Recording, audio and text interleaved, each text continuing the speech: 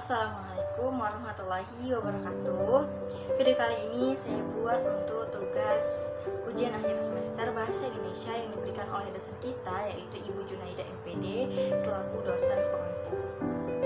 Perkenalkan, saya Nurul Salsabila, mahasiswi semester 2 jurusan Ilmu Komputer angkatan ke-6 tahun 2020. Sesuai thumbnail yang ada di video, kali ini saya akan membahas tentang bahasa baku. Nah, bahasa baku adalah kata yang digunakan sesuai dengan pedoman atau kaidah bahasa yang telah ditentukan dan sumber utama dari bahasa baku yaitu Kamus Besar Bahasa Indonesia atau KBBI. Kata baku umumnya sering digunakan pada kalimat yang resmi, baik itu dalam suatu tulisan maupun dalam pengungkapan kata-kata. Selanjutnya ialah fungsi bahasa baku. Yang pertama ialah pemersatu. Pemakaian bahasa baku dapat mempersatukan sekelompok orang menjadi satu kesatuan masyarakat bahasa. Yang kedua ialah pemberi keikhlasan. Pemakaian bahasa baku dapat menjadi pembeda dengan masyarakat pemakai bahasa lainnya. Yang ketiga, pembawa kewibawaan. Pemakaian bahasa baku dapat memperlihatkan kewibawaan pemakainya. Dan yang keempat, kerangka acuan. Bahasa baku menjadi tolak ukur benar atau tidaknya pemakaian bahasa seseorang atau sekelompok orang. Pengertian bahasa non-baku. Bahasa non-baku adalah ragam bahasa yang berkode berbeda dengan kode bahasa baku dan dipergunakan di lingkungan tidak resmi.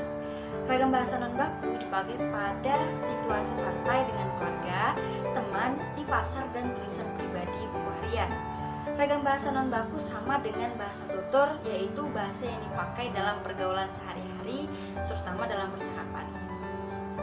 Fungsi bahasa non-baku. Fungsi penggunaan bahasa non-baku ini ialah untuk mengakrabkan diri dan menciptakan kenyamanan serta kelancaran saat berkomunikasi. Ciri-ciri bahasa baku ada 5. Yang pertama ialah tidak terpengaruh bahasa daerah. Yang kedua ialah tidak dipengaruhi bahasa asing. Yang ketiga, menggunakan imbuhan secara eksplisit. Yang keempat, bukan secara percakapan. Dan yang terakhir, tidak mengandung arti pleonasme. Yang pertama ialah tidak dipengaruhi oleh bahasa daerah. Dalam percakapan sehari-hari, biasanya kita akan cenderung menggunakan ragam bahasa yang bersesuaian dengan kebiasaan daerah kita. Bahasa baku tidak dipengaruhi oleh bahasa daerah, seperti penambahan akhiran pada suatu kata, istilah, atau sebutan tertentu, ataupun perubahan pola kata. Berikut ialah contoh dari tidak terpengaruh bahasa daerah. Yang kedua ialah tidak dipengaruhi oleh bahasa asing. Ragam bahasa baku tidak dipengaruhi oleh bahasa asing. Jika terdapat pengaruh bahasa asing, seperti penambahan kata bantu, pertukaran posisi, perbedaan makna, dan sebagainya, maka bahasa tersebut merupakan bahasa tidak baku. Berikut ialah contoh dari tidak dipengaruhi bahasa asing. Yang ketiga ialah menggunakan imbuhan secara eksplisit. Ragam bahasa baku menggunakan imbuhan awalan, sisipan, dan akhiran secara gamblang sehingga jelas makna dan artinya. Penggunaan imbuhan secara eksplisit menampilkan makna sebenarnya sehingga kalimat tersebut mudah dimengerti. Berikutnya ialah contoh dari menggunakan imbuhan secara eksplisit. Yang keempat ialah bukan bahasa percakapan. Ragam bahasa yang digunakan dalam percakapan sehari-hari umumnya merusak bahasa yang tidak baku atau bahasa pasaran. Bahasa yang baku merupakan bahasa percakapan dan terdengar lebih formal atau resmi.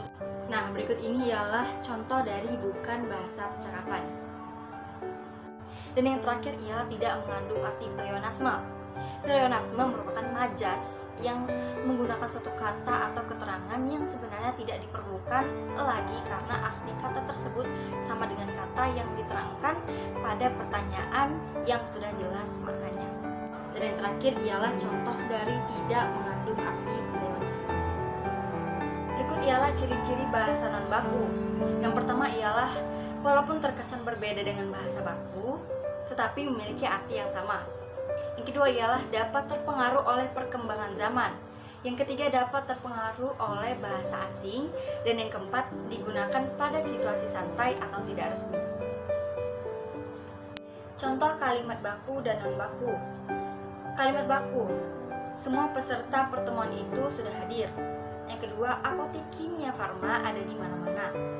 Yang ketiga, harga cabai terus saja melambung.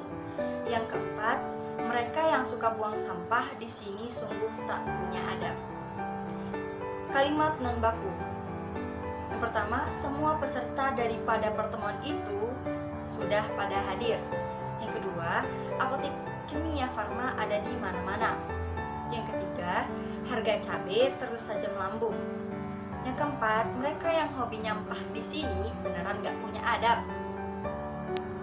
Nah, dari pemaparan dan penjelasan saya tentang bahasa baku ini, saya harap teman-teman semua dapat memahami dan semoga video ini bisa membantu teman-teman semua yang ada di rumah dalam mengerjakan tugas. Saya sudahi. Assalamualaikum warahmatullahi wabarakatuh.